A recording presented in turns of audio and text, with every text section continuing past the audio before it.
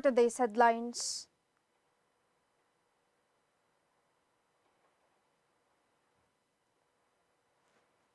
ending endo priority still. OCTA claims NCR surge underway. Roque floats bigger Diaz gold windfall. Leni pushes unity in counter-SoNA. Rectos mulling swapping chambers. 2 Delta variant cases in San Juan. ADB clears $400 million youth jobs loan. US tells vaccinated people in high COVID risk areas to mask again. Hidilyn Diaz set to get another promotion in AFP. Philippines to continue experience monsoon rains. Good morning, I am Sandy Lucas and you are watching Tribune News on Q. Today is Wednesday, July 28, and now the news.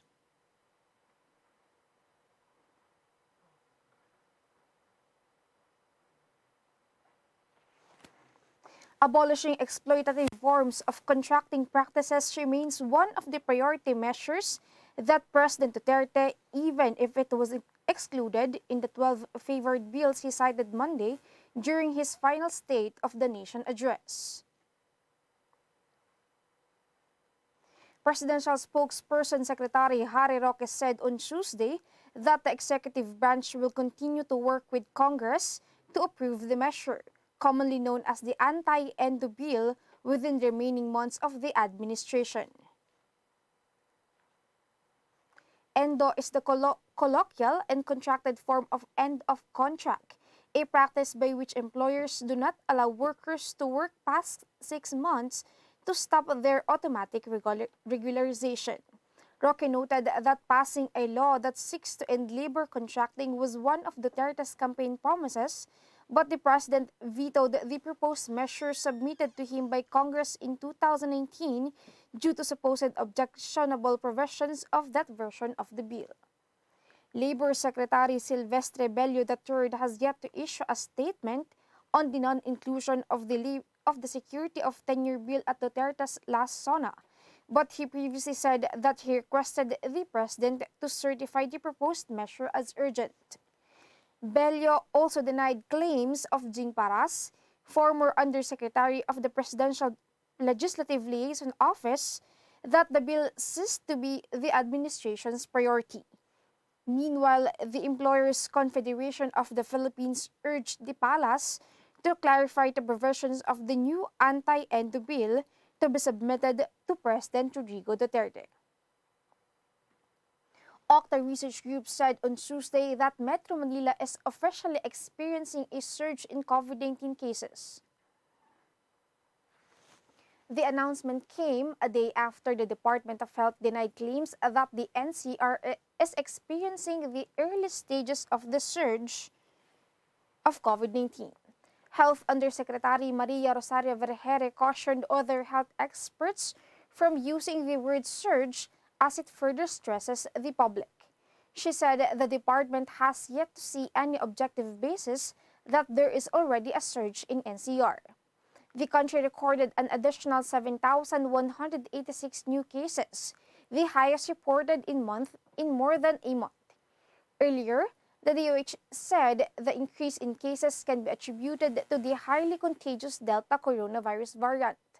To date, the country has detected a total of 119 Delta variant cases after 55 more cases were detected last Sunday. At least 35.5 million peso in cold cash awaits weightlifter Hidilyn Diaz when she returns home, a sum which the palace said may even go higher in the coming days as her reward for her victory in the Tokyo Olympics. Diaz ended the Philippines' 97-year wait for an Olympic gold medal when she shattered the previous record in the Games after lifting a combined 224 kilograms in the women's 55 kilograms division. Roque refused to say whether President Duterte will invite Diaz to Malacanang in order to personally congratulate her for her feat.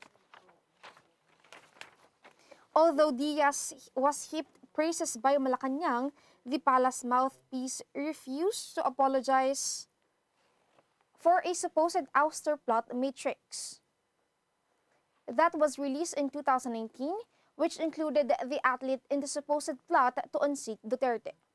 Roque distanced himself from the controversial diagram, which remained unproven at present. The controversial matrix was presented to the public in 2019 by Chief Presidential Legal Counsel Salvador Panelo, who also served as spokesperson of Duterte before Roque's reappointment as palace mouthpiece. Diaz, along with athlete-turned-TV host Gretchen Ho, was also included in the said list. Panelo later admitted he cannot explain why the two sportswomen were included in the matrix, and later conveniently blamed the media for its supposed wrongful assessment of the matrix. Tribune News and Q will be back after these reminders.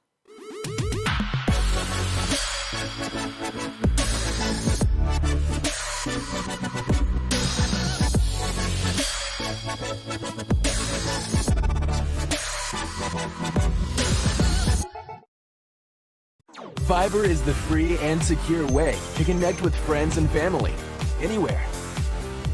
Send messages and make phone and video calls for free. Download Viber now.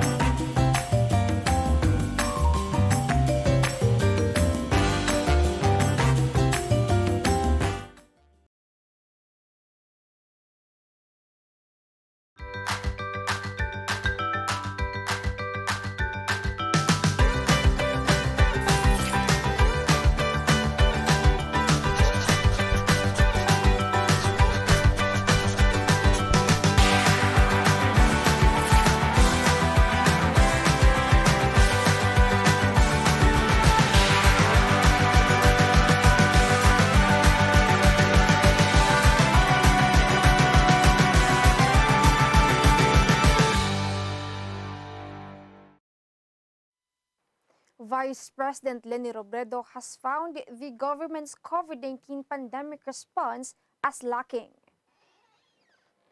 In her counter-State of the Nation address, a day after President Rodrigo Duterte delivered his last SoNA on Monday, Robredo asked the administration to focus more on its pandemic response. She dubbed her alternative take on the State of the Nation as Ulat ni VP Leni. She said this should be mirrored in the budget, the agenda tackled during government meetings, and in every memorandum passed down the bureaucracy. She also called for unity amid the unprecedented health crisis the nation is currently facing. Robredo said the division must be stopped as this halts the country from progressing. She took a swipe on politicians already posturing for the 2022 national elections.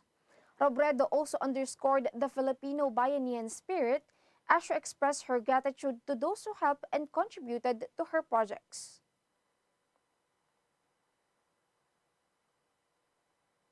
House Deputy Speaker Vilma Santos Recto may seek a Senate seat next year, her husband, Senator Ralph Rectos, said on Tuesday. If the plans pushes through, the husband-wife tandem will try to swap places with Senator Recto, possibly seeking a congressional seat. But nothing is certain yet, Recto said in a television interview, adding that they are still watching developments and will make their final decision in the coming months. Recto would have served the maximum allowable 2 terms in the Senate, thus the need for him to seek another elective post. His wife, on the other hand, is currently serving in the House of Representatives for the 6th District of Batangas City. Santos Recto, an actress before joining politics, was among 6 candidates shortlisted by opposition One Sambayan as their potential presidential and vice presidential candidates. Half of those tagged by One Sambayan had expressed this interest in being fielded by the coalition, which has former Supreme Court Associate Justice Antonio Carpio among its primary movers. With Santos Recto on the list were Manila Mayor Isko Moreno, Vice President Leni Robredo, lawyer Shal Jokno, Senator Grace Poe, former Senator Sonny Trillanes, and SIBAC Representative and Deputy Speaker Eddie Villanueva. The San Juan City government yesterday confirmed 2 cases of COVID-19 Delta variant involving a 9-year-old boy and a 25-year-old female worker. San Juan City Mayor Francis Zamora assured necessary precautions are being taken against the spread of the virus. City officials were notified yesterday of the 2 Delta variant cases. Both were already tagged to be recovered as of July 15 after undergoing the mandatory 14-day quarantine. They tested positive toward the end of June. The female patient was tested by a private hospital on June 28 and the result was given to the City Health Office on July 1. The woman was described to be working at a call center in another city in Metro Manila. On the other hand, the 9-year-old boy was symptomatic with fever. Both the boy's parents were also COVID-19 positive. His father is an office mate and close contact of the 25-year-old patient and was symptomatic with colds and cough. The mother, meanwhile, was asymptomatic. The whole family underwent quarantine at the Kalinga Center starting July 1 and were released on July 15. As of July 26, San Juan City has 110 active COVID-19 cases. We will be back. Stay with us.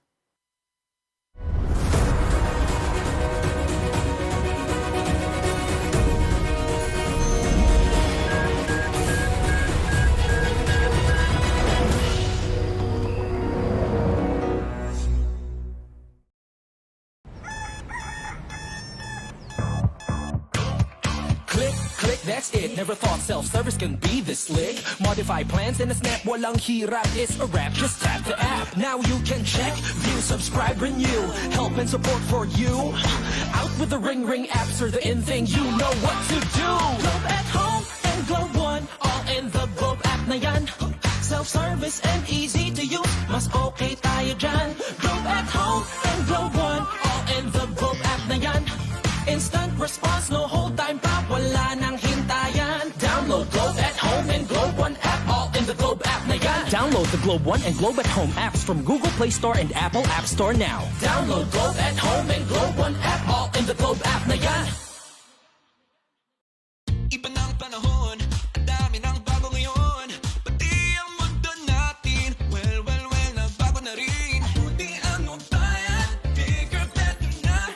You can buy it sa centers, pati sa mga parts, may online pa at app. You can buy it with your fingers, still don't remittance and more. Online shopping, you can buy it all. Di magpadala, you can buy it all. Anumang pera transaction, you can buy it all. Sabayan ang pagbabago ng mundo for all your pera transactions, all new Bayan. Multilateral lender Asian Development Bank okayed a $400 million policy-based loan in order to support the government's effort to improve employment and skills programs for young Filipinos. Jose Antonio Tan III, a director for Southeast Asia at the ADB, recognized the health crisis impact to the Philippines labor market. Hence, tapping the loans helps cushion the virus backlash. According to the ADB, among the reforms supported by the new loan are the creation of a 1 billion peso Tulong Trabaho Scholarship Fund, Unemployment Insurance Scheme, and the First-Time Job Seekers Act. Dubbed as Facilitating Youth School-to-Work Transition Program, the loan intends to assist the Department of Labor and Employment in boosting the job facilitation capacity of public employment services offices nationwide, strengthening labor market programs, among others. ADB Principal Financial Sector Specialist for Southeast Asia, Stephen Skurster, said that the latest loan will help provide access to the youth, especially women, to training opportunities and skills development programs. People vaccinated against COVID-19 in high-risk parts of the United States should resume wearing masks indoors, the top health authority said on Tuesday, a major reversal in guidance that underscored the country's struggle to suppress the Delta variant. President Joe Biden said the announcement showed that America needs to do better on vaccination, adding that vaccines mandate for the country's more than 2 million federal workers was now under consideration. Centers for Disease Control and Prevention Director Rochelle Walensky cited new data showing rare breakthrough cases involving Delta that have increased risk of onward transmission. As recently as last week, the CDC had defended its surprise decision in May that vaccinated people did not have to wear masks indoors in most circumstances. In another setback, the White House on Tuesday also ordered all of its staff to mask up again due to local transmission rates in Washington. According to the latest CDC data, 63% of the country's more than 3,200 counties are experiencing substantial or high transmission. Substantial is defined as being between 50 to 100 daily cases per 100,000 people over 7 days, while high is defined as more than 100 daily cases per 100,000 over 7 days. Biden said he would lay out new steps on Thursday to overcome the lag in vaccination after the country's strong start to its program. On Monday, the Veterans Affairs Department said it would require its frontline health workers, some 115,000 people, to get the shot, becoming the first federal agency to institute the requirement. Tribune News and Q will be back after these reminders.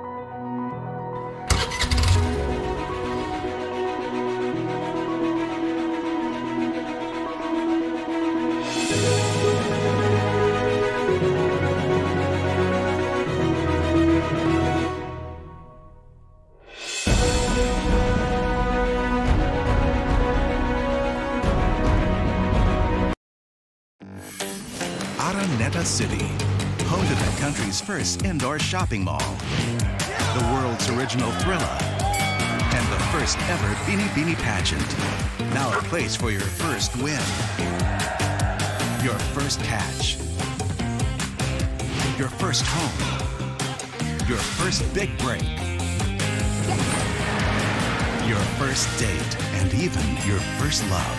Araneta City, the city of firsts.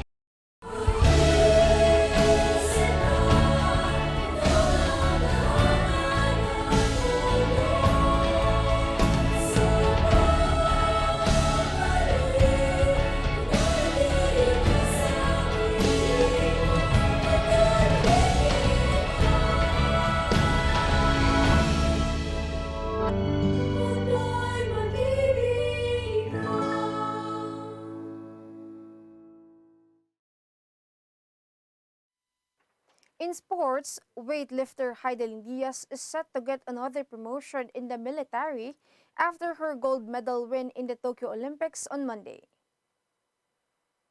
Diaz, a sergeant assigned in the Air Force Civil Military Operations Group, will definitely be promoted, but the rank has yet to be made public, PAF spokesman Lieutenant Colonel Maynard Mariano told reporters on Tuesday. Diaz first got a first promotion after winning a silver medal in the 2016 Olympics. She was promoted to sergeant after bagging the country's first Asian Games gold medal in Jakarta in 2018. On Monday, Diaz did not only win the first ever Olympic gold medal since the Philippines joined in 1924, but also ended the country's 20-year medal drought at the Games. That victory in the women's 55 kilograms category not only bested efforts of reigning Asian and world champion Liao Qiaoyun of China, but also set a new record in the Olympics. Mariano said preparations are also ongoing for Diaz's return home. Weather Bureau Pag-asa on Wednesday said that the southwest monsoon will bring more rains in the country. Pag-asa added that affected areas include the Ilocos region, Batanes, Babuyan Islands, Apayao, Benguet, Zambales, Bataan, and Occidental Mindoro. It added that Metro Manila, rest of Cagayan, rest of Cordillera Administrative Region, rest of Central Luzon, Calabarzon, Oriental Mindoro, Marinduque, Romblon, Northern Palawan, including Cuyo and Calamian Islands, Antique, and Aklan will experience occasional rains, while the rest of the country will be partly cloudy to cloudy skies with isolated rain showers or thunderstorms. Temperature will range from 26.5 degrees Celsius to 29.3 degrees Celsius. And that wraps up the stories this morning. Catch the latest news on our website tribune.net.ph and follow us on Facebook, Twitter, and Instagram. You can also subscribe to our YouTube channel, Tribune Now. The Daily Tribune is one with the nation in facing the COVID-19 crisis, and in line with this, the Daily Tribune digital edition on Press Reader is now available for free online. You can also download the Daily Tribune app on Apple Store for iOS users and Google Play for Android users to get the latest and most comprehensive news online. Daily Tribune is also inviting everyone to join its Community Viber Katribu to get updates on the freshest and hottest news and entertainment stories of the day. Tarcito emoticons are also available on our Community Viber. Just click on the link in this video to join. And before we go, we would like to thank the SM Store, the Department of Tourism, Araneta Center, Alan Leni, Council Member of Overseas Community Affairs Republic of China, MG Motors, Hino Motors, and Security Bank. Again, this is Sunday Locos and you're watching Tribune News on Q. Stay safe, stay healthy, and stay at home. Good morning and have a nice day.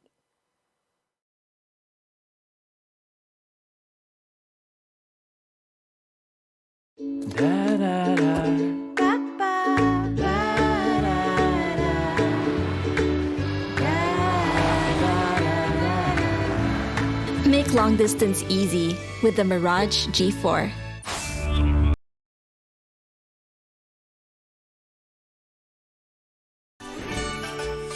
Manong Joe po. At Ate Maita. Ngayong Hunyo, bahagyang tumaas ng 8 centavos per kilowatt hour ang overall electricity rates. Ito'y dahil sa dagdag singil sa WESM. Alam niyo ba, pwede kayong i-update na Meralco sa text or sa email gaya ni Sarah G. Sisendan kayo ng advanced updates tulad ng upcoming bill details. Di na kayo kakaba-kaba sa paghihintay ng bills. At anumang mangyari sa bill, masira, mabasa, o mawala, no problem. To get updates, i-update ang inyong contact information sa Facebook Messenger, meralco.com.ph, email, hotline 16211 o Meralco Business Centers. Handa kami makipag-ugnayan sa inyo para makapaghatid ng mas mabuti, mabilis, at pagkinhawang serbisyo. Hanggang sa susunod na Meralco Advisory!